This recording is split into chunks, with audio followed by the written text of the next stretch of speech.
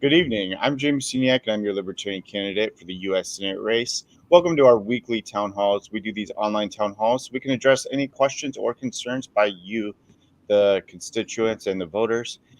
It's my privilege to be here every Wednesday, and what Wednesdays we can't, where schedule conflicts, we will always announce those ahead on Facebook. As always, welcome Chris Groff, producing behind the scenes. He helps me field the questions as well as any technical issues, which we do have some once in a while. Thanks, Chris, for being here. Oh, no problem. Something funky's going on with your camera right now. Is it Yeah, you kind of seem like you're a little bit on the laggy side. on the what? It looks like you're lagging a little bit Hmm. and you're frozen now. Retro. We'll just keep pushing. If you drop out, then we can restart. And All right, sounds good. what do we have going on this week? Where are you Yes, going to be?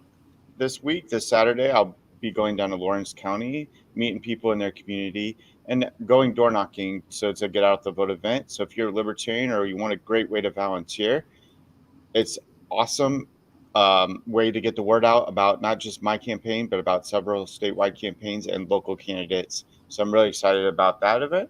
And then on the 21st, we're going up to Porter County for a meet and greet and a gun show up there. So those events are happening this week. Look for those. And then next week we have some really exciting news. If you missed it, we announced that Spike Cohen is coming in, and we're going to do a gun shooting event with him. We got a house party. We have the rally, and as well numerous other events where you are more than welcome to join us. So keep watching my website and watching Facebook for those events and those updates. But that's some really exciting news to announce and events that we're planning across the state. It sounds super fun. And the rally we're doing, also bringing canned goods for the Liberty Love down Yeah, there. so down there, the county has our county chapter has a food bank, and so we're gonna collect canned goods. We're excited about doing that. I believe volunteerism is an important part of libertarianism. Libertarianism doesn't work unless you're volunteering. So I'm absolutely excited that we can do this for their community. Additionally, one of the bigger events that we're going to do with Spike is in your county, Chris. Um, Absolutely. the shooting range. Are you going to make it? Yeah, I'll be out for a little bit, and then I have a fantasy football draft that I planned 6 months ago. I have to get to. Fantasy football, that's not important at all. It is to me. I actually have a draft as well coming up next Wednesday. So, got to figure that one out because it actually overlaps my town hall. So, we'll figure out We'll just how. draft at the same time. We'll do a live Yeah, draft at the Maniac vote. maybe I'll let people help me make my picks. That would be kind of awesome. So yeah, we have an important um, event in history that happens on the August 18th. Do you know what that event is? August 18th was the women's suffrage when they first got their right to vote. Exactly. So that was an important part in American history. I wanted to recognize it tonight. We're on the 17th, and then tomorrow is when that actually occurred in history. So the fact that individual rights to vote, we had many people before us fight for these rights, whether it's women rights, civil rights, or just even with the Revolutionary War. Voting was always an important part of this process. So I want to encourage people to use their right to vote and make sure that you register. And November 8th is coming faster than you realize. It definitely is. We do have our first question. What is your thoughts about the southern border and the crisis going on? From Tamara Gunter Dickens. Awesome. Thanks for this great question. The border, we definitely have issues with illegal immigrants crossing. So what I would like to do is I'd like to create a process that actually makes it easier for people to cross legally for those who want to pursue the American dream. Many of us have immigrant families. I three generations back can track when my family immigrated here. And many people want to pursue that dream. So we do have to have a speedy process that allows those who want to pursue a dream to come in. But additionally, for those who want to do harm to America and have want to bring in legal activities and have issues with America itself, we definitely have to have some protection. So basically, the process is what I call legalized immigration, so that those who can come easier and want to pursue the dream, while we still field and make sure that those who want to harm America stay out. We can't have individuals who intentionally want to harm the American dream as well. So there's definitely a process, and we have to really look at how we secure the border. Which is an important thing, but I do feel like it is very problematic to immigrate to America. It's almost easier just to come over illegally. So that's the big issue. That's why we get so many illegal immigrants. If you actually look at the process to come now, if you do not have family already here, it's near impossible, and it doesn't matter where you're coming from. The process to get here is very, very difficult. So if we have a process, then we'll see less illegal immigrants coming in. We'll see people going through proper channels to actually make it here, and we can test them for background checks, diseases, etc., while still maintaining our security. It's a very good point. So back to women's rights to vote. It looks like Destiny has a little short story. Their 7-year-old was just telling the other day how women used to not be treated fairly. Education is power. Exactly. And a lot of times we take our rights for granted. And that's something that I realized even through COVID. When we take things for granted, they can also easily be taken away. And when we saw them infringe on the First Amendment rights, they're currently infringing on Second Amendment rights. And these are huge issues that we're dealing with right now. So we cannot take anything for granted. We have to use our voice. We have to use our rights to vote this election cycle. Voting is the only way to make change. The only peaceful way to make change, for sure. Well, yeah. It's the preferred way to try and make change. And then you go down that other route if it stops working. Exactly. Jeff Moore puts it better. It's the civil way to have disagreements with each other, and the opposing way is bloody, and we don't want to have to do that. So vote differently if you want different results in Washington. It's a very important part of our democratic process. I feel like they don't really teach about that too much when you're in school. At least from what I remember when I was in school, I think we had one day where I was a senior. They brought people in so you could register to vote, and they briefly talked about what voting does, and that's about all I got. Did you ever do any of those votes where before you can vote, where they go into elementaries and they show you what a presidential ballot looks like, and they have all the kids vote? I don't recall ever doing that. So it is a thing, and it's interesting because statistically, I believe more often than not, the results of that ballot beforehand can often predict the actual presidential election. So it's really interesting. Kids say a lot. That is interesting. Oh, we do have another question here from Jacob Messenger. What are your thoughts on President Biden signing the Inflation Reduction Act when even the Congressional Budget Office has said its effect on inflation will be negligible at best? So yeah, this is a great question. Basically, if you call something a certain name, doesn't mean it'll actually do that. The Patriot Act is anything but patriotic. Same thing with this. The Inflation Reduction Act does anything but reduce inflation. In fact, it just increases spending. So if you look at the issue of what inflation actually is, it's the decrease of the value of your money. And the way that it decreases is by the Fed printing more and more money. So if you look at a household budget, I told you you could print as much money as you wanted in your household. The more you print, the less that is currently there has value. So that's exactly what's happening on the federal level. And the only way to reduce inflation is to cut printing. So this act, it just spends more money and it'll only contribute to the problem further down the road. So call it whatever you want, Congress. It does the exact opposite. I saw a meme today that was a joke about them signing a free soda for all act, and someone saying, "Oh, cool, when can I get my free soda?" And they're like, "You don't get free soda from this. This makes it illegal to buy a dog." Yep, exactly. It has nothing to do with free soda. It's just a fancy name they put on it, make people feel more comfortable that they're spending more money, and it's kind of a shame that they believe voters are that negligent and that they can get away with doing this.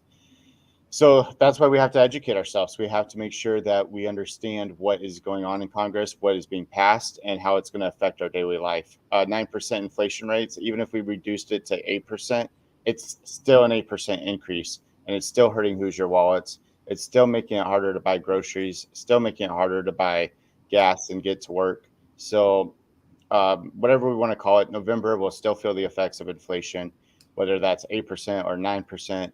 We definitely feel it in our wallets. Absolutely. And I'll go back to what Destiny said. Education is power.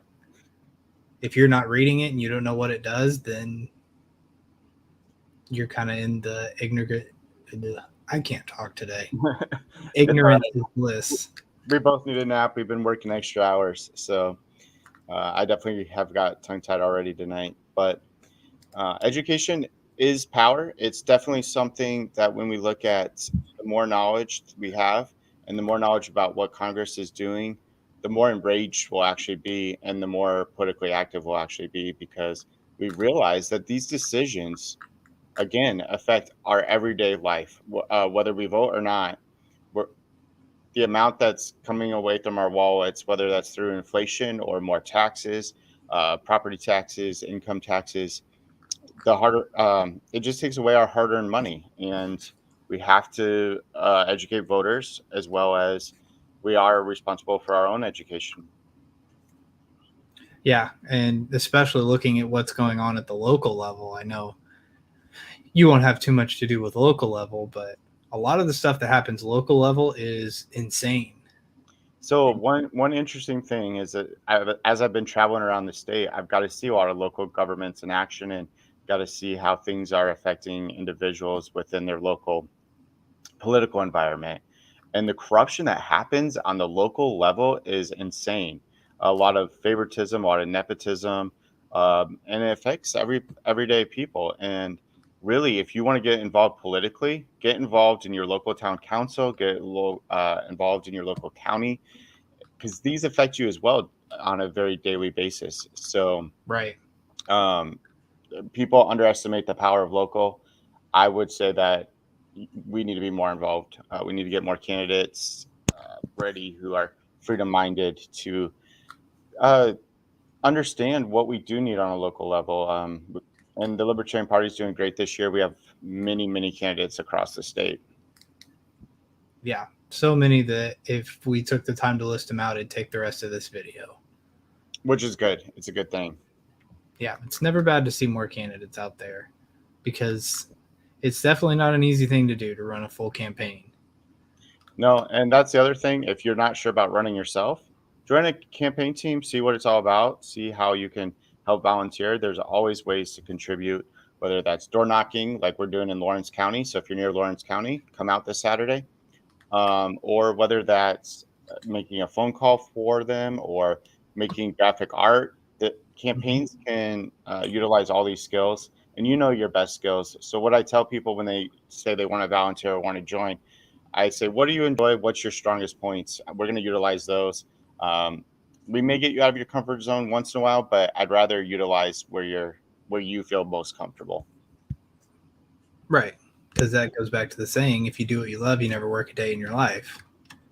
I don't know that anybody loves running for office except for career politicians, but I mean, cronyism make it more fun, I guess. But when you're running a clean campaign, definitely there's a lot of stress to it. a lot of stress and a lot of work.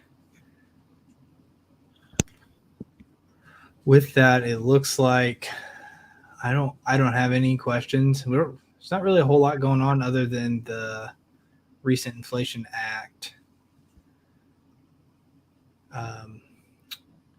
Oh, this is a good one here.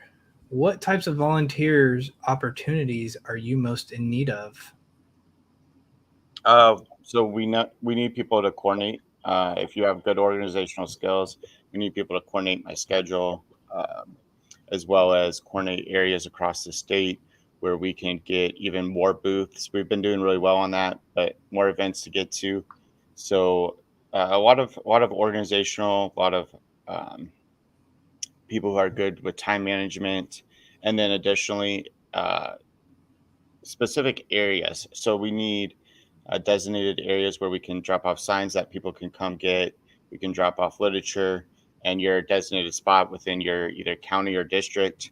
So those are great ways to volunteer. But yeah, if you're wanting to do some groundwork, social media, we've been doing great on the social media platforms we have, but some of the younger social medias like TikTok or Snapchat, if people have skills with those, um, we could probably utilize even more. So the more we can get the word out, the better.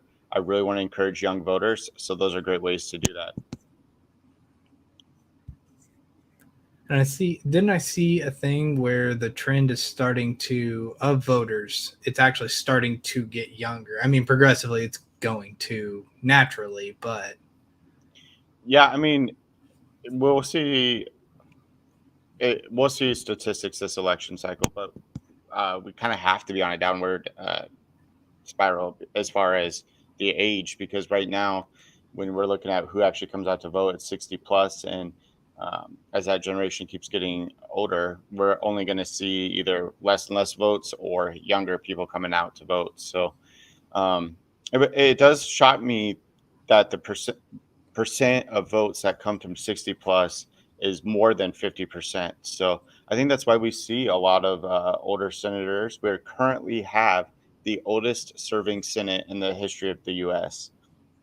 So it's definitely now time to make a change and understand how these policies are going to affect the younger generations and the individuals that are coming up. right. I'm curious how this election cycle will turn out because I feel like it's a lot of the younger people that are now they're starting to get angry with how things are running and they're wanting this change. So I'm wondering if we do see that swing towards a little bit younger demographic coming out to vote. I'm hoping so. One of my favorite campaign stories was I wasn't even on the campaign trail. I was just doing my day to day, and an 18-year-old voter, or he wasn't even a voter. An 18-year-old comes up to me and goes, "Guess what I did, James?" And I had no clue. Kids, when you're 18, you could go a million different directions with this. I knew he was looking at colleges. I didn't know if he decided on what college he was going to and what exciting news he had to share with me. And he goes, I registered to vote today. And he was so excited about this. So this is what we need to see from 18-year-olds. And he later posted on social media about libertarianism. And people, especially young voters, are really looking at other options on their ballot. They see and want change, and they often don't know how exactly this goes yet. But they're looking, they're informed, and they're ready to make decisions based on what they're seeing. So we definitely have to reach 18 to 21 to 25 and make sure that they understand the political process, that their voice does matter. It's important to get out and vote. Just like, women rights to vote. It is your right at 18 to vote. Use it. Use your voice. Absolutely. And with the camera issues we appear to be having, which we'll have to take a look at, we'll go ahead and put out a last call for questions here. Is the audio coming through all right? Or is it Yeah, just we're getting the audio just fine. It's just the camera it freezes about every 4 seconds. okay? So we'll have to call the IT guy to come take a look at it. It would be today that we have the issue. Of course, that's always when you need it, when it happens. But it's But awesome that my team is. I have a really strong team. Chris Groff is joking about the IT guy because he is the IT guy. But it is awesome to have the volunteers that I do. So I'm very thankful for my team and all the energy and work they're putting into getting the campaign across the state. So thank you, as always. Absolutely. Tim Cotton, he's always on watching. I appreciate that. Very active in his county. And he said, donate to my page, which we do have a donate call this week. I'm trying to get some products on the tables as we go from event to event so that people can get excited about the products that are there. So we really are trying to get some t-shirts ready. I was hoping to get them printed by the Spike event. It may or may not happen. I found a place that can do it, but we do need to raise some funds. So if you can donate this week from Wednesday to Friday, if you donate more than $20 and you send me an email, so make sure you send that email, we'll make sure you get a shirt from that first batch of orders that from that mass production. And donations cannot be underestimated right now. That's how we get our literature, how we get our products, and hopefully how we get billboards soon. So we want to see some of those billboards go up across the state. And since James didn't mention it, it is ceniacforsenate.com/donate. Did I Link leave out there? the link? Did leave out the link, but that's okay. That's why you got me here. We did get a couple questions in. I'm going to kind of combine these two questions. It's going to be like a two-part question. Okay. Do you have any specific address to Senator Todd Young blaming inflation on Biden when he has contributed $11 trillion to the deficit? So inflation is something Todd Young's running on because, hey, look, I'm a Republican. The Democrats are bad. They're outspending us right now, and we're going to blame them for everything. But look, he had 6 years as Senate and 6 years even before that as congressman. And when you look at how much he's spending, his record is spending more than Bernie Sanders. And so blaming Biden is only pointing the finger when he contributed to it as well. And the only way to reduce inflation is to reduce spending, reduce printing, get a balanced budget. So to blame inflation on Biden is naive. He thinks voters are just going to be naive and not hold him accountable for what's going on. Some of his biggest spending patterns, if you look at the semiconductor, one of his latest votes, this is in the Biden era. He voted for, I believe it ended up to be $350 billion for total spending on a semiconductor industry. I think 50 billion of that specifically went to semiconductors, but it's an already lucrative field that doesn't need more additional help. He likes to use fancy words to say we're competing with China, but the reality is it's just waste and pork that is going to hurt us in the long run with inflation. So that's one of the bigger ways he spent recently. But there's many bills that had way too much pork on it. And even the PACT Act, which I attacked him on for flip-flopping so much, the reality is it did have a lot of pork on it. And although we need to take care of our veterans, the veterans need to stop being pawns in a chess game. We just need to take care of them and stop adding so much pork to these bills that really don't serve the American people. And just a note on it, that's the second time that Todd Young has voted on a semiconductor bill that's going to spend a lot of money. He's done it 2 times. So it's a huge issue. And he has said on the campaign trail, Rob Kendall was there listening in, and he said, I'm not going to stop spending. So if you're not going to stop spending, how are you going to lower inflation? You can't really fix it if you're going to just keep spending money that we don't have. Well, I mean, a lot of it's common sense. If you look at your household budget and how much you budget to rent, how much you budget to for entertainment, for groceries, for the bare necessities, and then you're like, okay, well, I have $1,000 of credit card room, and I'm going to spend 100 extra this month. Well, you continue to do that month after month without paying it down. You're going to run into huge issues, and the American people can't get by with that, misusing credit like that. Why is Congress doing the exact same thing, misusing credit, and all they do is bump their credit line? So they're the ones in charge of their own credit line. So they're like, oh, we have $1,000 credit. Okay, well, let's bump that to 2,000, and let's spend a little bit more on waste over here that we don't even need, and just call it end of day. And look, it's going to be the future generations that really hurt. It's going to be my generation, as well as I look at my nieces and what they're going to have, the opportunities that are probably going to lack because economically we can't sustain where we are at right now. Absolutely. So with that, we'll end with another Tim Cotton.